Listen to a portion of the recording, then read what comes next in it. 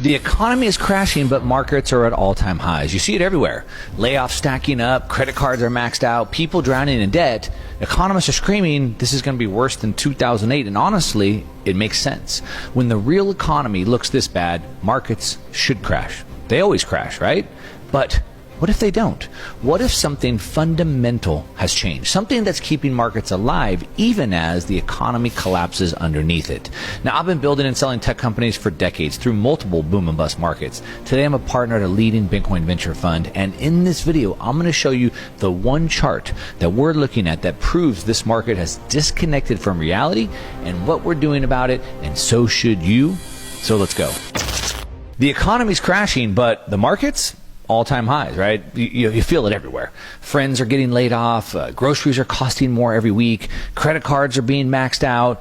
People are just trying to make it to the end of the month. And meanwhile, Wall Street's celebrating new highs, record profits. CNBC's talking about, like everything's fine.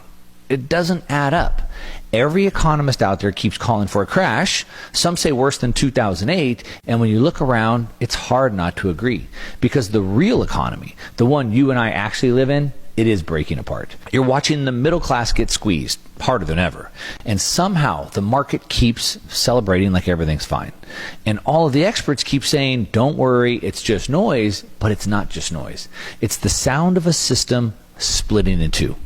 Here's what's really going on. There's the physical economy. That's the world you and I actually live in. And then there's the financial economy, the world that runs on liquidity, on algorithms, and belief. Now, those two used to move together. They used to work together, but now they're breaking apart. And that disconnect between Main Street and Wall Street, it's not just a glitch in the system. That's the final phase of the system. Okay, so let's start with the world that you actually live in, right? Not the one that CNBC lives in, because in your world, things feel light. Groceries, right? They cost more. Credit cards, they are going up, maybe getting maxed out. It seems like every week another big company announces layoffs. And yet somehow, as I said earlier, the markets are still at all-time highs.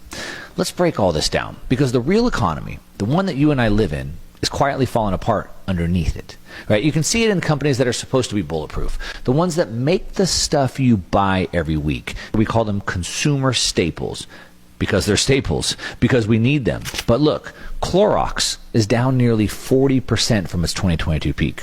Kraft Heinz is down 30% just this year.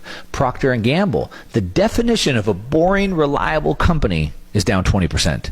General Mills has lost more than 1/3 of its value just this year. Now, these aren't luxury brands, right? They're not tech